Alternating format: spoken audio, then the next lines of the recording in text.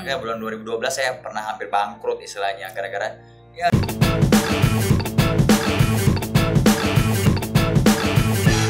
Eits, tunggu dulu. Sebelum nonton video lengkapnya, jangan lupa untuk subscribe ya dan klik link di bawah ini. Jangan lupa juga untuk klik tombol loncengnya. Oke? Terima kasih. Selamat menonton. Dari Sour Sally sekarang jadi ada banyak nih. Sekarang menjadi grup kan. Tadi ada kopi, ada gulu-gulu, ada warteg.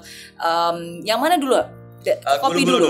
Oh, gulu-gulu dulu. Gulu-gulu ya. Oke. 2 tahun lalu launching outlet pertama gulu-gulu 1 tahun setengah lalu sekitar bulan April tahun 2018. Kita launching cheese tea, ya kan, cheese tea sebagai entry the market, ya kan. Dan puji Tuhan sekarang gulu-gulu cukup lumayan growing. Besok kayaknya outlet ke-100 ya. Nah, benar. Wow. Besok outlet ke-100. Di akhir tahun ini yang sudah masuk berapa? 115 ya, 115 outlet dari Desember. Kita terus growing dari gulu-gulunya. Setelah itu tahun ini juga launching Vika sekitar bulan April. Vika kopi, yang bedakan Vika dengan kopi-kopi lainnya, instead of using espresso based method, kopi Vika menggunakan giant drip method, dripper gitu, kopi tetes. Jadi Vika kita ada opening sekarang udah buka 32 kayaknya. Yang udah pipeline total 70. Wow.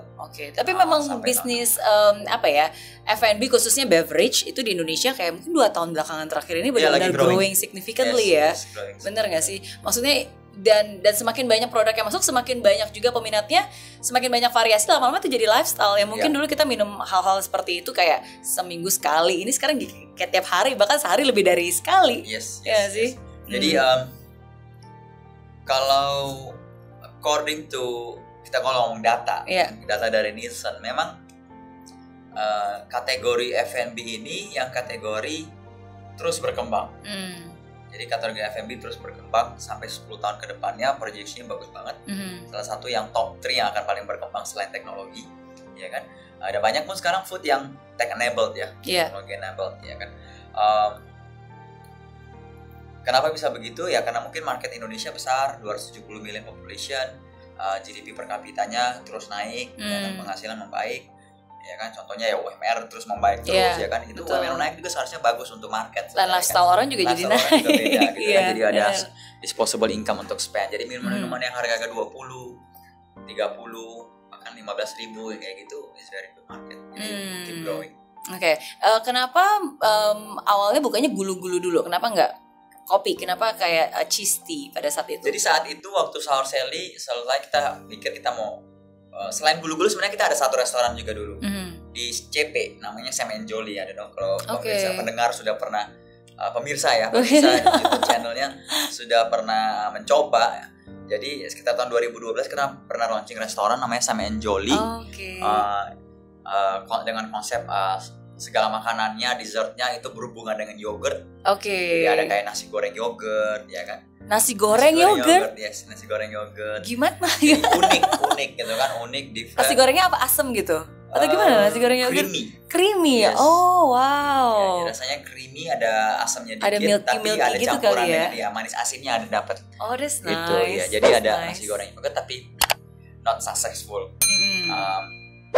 Ya itu jadi akhirnya setelah itu pembelajarannya kita don't want to do, we not a restaurant company anymore, kita mau stick to yang quick service, service-nya yang take away, pick up gitu. Ada seating pun nggak terlalu banyak gitu. Dan akhirnya ke cheese tea. Yes, cheese tea. Cheese tea saat itu kan lagi booming di luar negeri. Betul. Dan kita lihat pasar minuman Indonesia, teh terutama sangat lukratif, bagus. Jadi kita harus something yang different. Jadi kita nggak mungkin dong kayak melawan pemain-pemain contoh bubble tea atau tea yang lain sudah established, mencoba melawan mereka dengan produk yang sama. Itu kayak ya mungkin bisa, I'm not saying that this is gonna be a failure, tapi mungkin bisa. Tapi kita talk when starting a new business is about management of risk kan ya. Risknya, potential of successnya sebesar apa gitu. Jadi kita figure cheese tea is good idea, cheese tea masuk. Tapi sekarang pun bahkan meskipun kita mulai dengan cheese tea, bubble gulu-gulu sendiri penjualan bubble-nya udah 40-50%. Ya, jadi memang boba lagi booming. Karena sekarang boba lagi booming ya. Dan akhirnya maksudnya dengan memberikan alternatif boba. Okay. Tapi kalau kayak gitu menurut Pak Doni sendiri, is it just a trend atau is going to last? Maksudnya kayak for boba. Menurut saya boba itu is here to stay. Tapi mungkin ada cycle-nya, ada wave-nya. Jadi contoh-contoh kalau kita ngomong sebenarnya boba bubble tea itu telah mengalami wave ketiga sekarang. Iya. Ya kan, first wave itu I don't know whether I can mention brand here. Ya, boleh, it's okay. Ya. First wave itu bapaknya boba Indonesia mungkin Quickly. Oh iya, yes. Iya. Quickly itu brand dari Taiwan ya. Karakter produknya itu powder base. Betul. Ya kan, not using the tea leaf ya kan. Taruh, saya senang banget dulu Quickly taruh boba dengan konyaku jelinya ya kan. Iya. Terus habis itu wave kedua dimulai dengan semua tahu Cha Time ya kan, Cha Time ada tea leafnya, Gongcha gitu kali ya. Kalau di Singapura betul. Nah setelah itu wave ketiga yang sekarang ini cheese tea, brown sugar bubble tea, ya kan, gitu. Oke. Jadi gulu-gulu betul. Jadi akan selalu ada tapi mungkin formatnya sedikit berbeda. Maksudnya ada differentiations lah ya, cycle-nya. Dan kalau kita bisa lihat ya, kayak brand seperti Cha Time, Hop bahkan udah lebih dari 7-8 tahun. Kalau brand yang udah lebih dari, nggak usah 7-8 tahun, brandnya udah sustain lebih dari 2-3 tahun aja tuh udah bisa dilewati, bisa dibilang tuh udah melewati fase cuma hanya tren-trenan gitu. Dia udah jadi habit, udah jadi lifestyle. Iya, jadi ya selalu akan ada pasar, apalagi di Indonesia F&B itu menurut saya. Tapi tetap harus mengikuti zaman. Bahkan martabak pun yang sudah menjadi kultur Indonesia, dia juga ikutin zaman kok. Dulunya cuma martabak coklat kacang wijen doang. Sekarang ada martabak Toblerone, Nutella, Ovomaltine. Dia ikutin zaman juga, harus ada tren baru dan differentiation lah ya. Tapi ngomong tentang gulu-gulu, salah satu menu favorit saya di gulu-gulu adalah saya suka puding ya. Karena menurut saya itu yang paling makes the difference. Terbaru kita loncengin yang different itu yang red boba. Oh, belum nyoba. Udah ada yang terbaru. Oh iya. Nanti boleh dikirim untuk Rihanna and the Warriors. Serius. Kayak semakin turbocharge lagi. Jadi pertama kali aku nyoba tuh di Pluit. Waktu itu nggak sengaja di Pluit. Aku nggak tahu itu bagian dari sour selly. Until pas lagi duduk, lagi minum, loh, kok sebenarnya sour selly? Biasanya kalau yang gabung ini biasanya satu grup gitu. Terus aku ada di Lipo Mall. Lipo Mall juga baru kayaknya di bawah. Puri Indah ya. Betul. Di Lipo Mall Puri betul. Terus ternyata gulu-gulu dan emas sekarang juga ada di mana-mana ya. Udah berapa tadi? 100 lebih cabang. Besok 100. Ya, tapi pudingnya enak. Thank you. Serius. Sekarang ada es krim juga. Oh iya. Es krim boba. Es krim boba. Ya, jadi cone, es krim, boba, brown sugar, cheese. Oke. Itu makannya harus layer per layer atau harus dimiringin dulu gimana? Makannya itu bisa pakai sendok atau langsung dimakan biasa. Karena pertama kali aku beli gulu-gulu, aku tuh nggak tahu ada caranya makan minumnya kan. Aku begitu excited, pokoknya langsung aja segini zep. Nggak, awalnya bingung. Ini ngapain sih? Ada pisau apa salah kasih kali ya? Gitu zep. Minum terus baru sambil ngeliat-liat, astaga ternyata ada caranya. Malu banget ya, ketahuan ya pengakuan confession. Tapi it's nice, it's good. Maksudnya is good. Makanya kalau bisa sampai 100 cabang sih pasti bukan hanya brand aja, tapi pasti ada kualitas yang karena selalu memang dijaga. Tea-nya benar-benar import dari Taiwan. Ya kan, tea-nya import Taiwan, brown sugar-nya resepnya from Taiwan. Bahkan cheese foam yang pertama kita kan mulai gulu-gulu tuh dari Taiwan. Dia punya resep ya. Iya. Tapi itu bukan franchise dari luar kan? Maksudnya itu benar-benar dibikin sendiri. Kan authentic Taiwanese cheese karena semua resepnya dari Taiwan. Tapi as time goes, kita develop sendiri juga tapi resepnya based dari Taiwan. Tapi diadapt ke Indonesia punya. Apakah ada rencana mau dibawa keluar juga? Ada, tentunya tidak tutup, tapi sekarang lebih fokusnya masih Indonesia. Soalnya istilahnya kita lari juga, kayak satu hari buka berapa ya? 3 ya. Ada sour selly. Lumayan banyak. Jadi kalau nambah lagi brand ke luar negeri, kayaknya penuhin dulu Indonesia. Betul.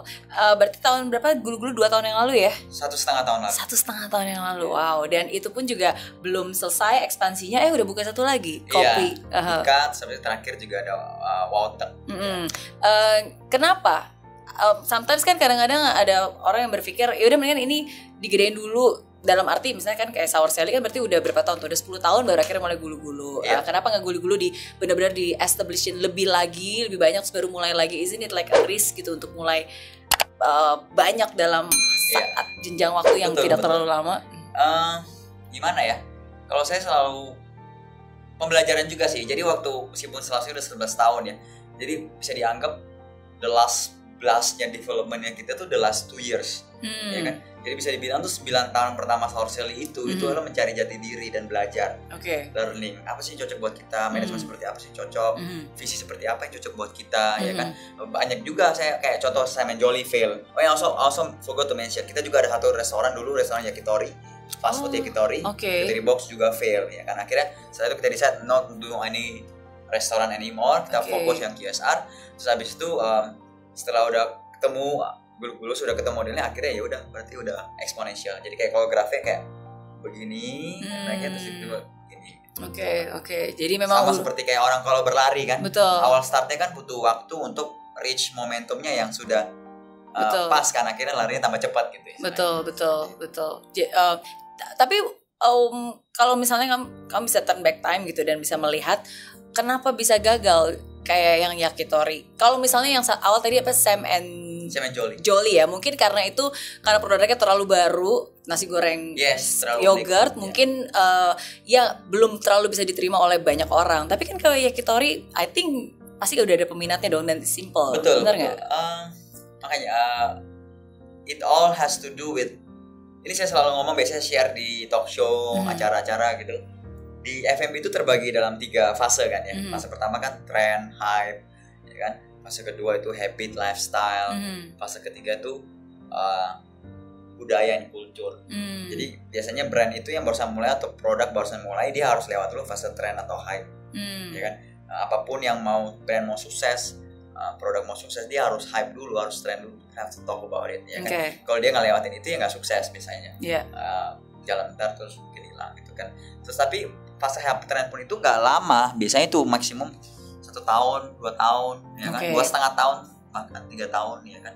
3 tahun udah bagus banget buat 3 tahun. Sour Sally pun pertama kali mulai 2008 pertengahan, bener-bener puncaknya sales tuh bagus banget tuh 2010-an, 2011 udah mulai turun, ya kan, trennya udah mulai hilang, ya kan. Makanya bulan 2012 saya pernah hampir bangkrut istilahnya, gara-gara ya really bad sales, in depth gitu segala macam. Ya. So akhirnya 2 tahun pembelajaran, learning, akhirnya 2014 kan revitalize the brand, muncul Black Sakura, muncul yang konsep-konsep yang lebih berbeda, akhirnya boleh naik lagi, akhirnya udah mulai ketemu gitu kan. Nah jadi ada fase-fasenya seperti itu. Jadi fase kedua tuh hybrid lifestyle, fase ketiga tuh yang culture, budaya. Jadi pemahaman antar satu fase dengan fase lain itu penting banget.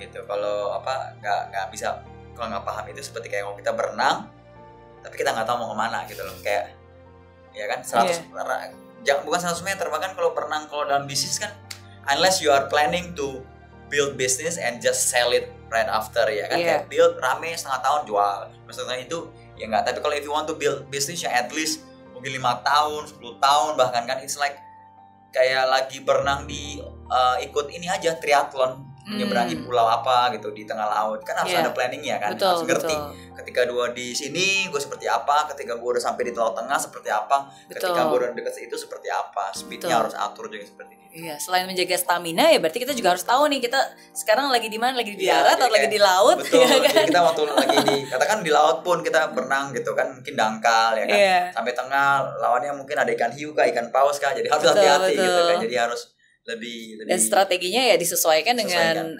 tempatnya kita berada pada saat situasi dan kondisi pada saat itu. Oke.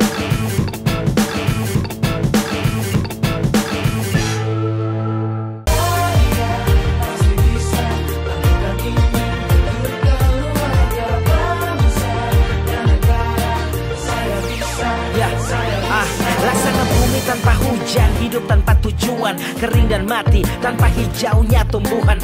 Demikian kalau mimpi tak kunjung terjadi.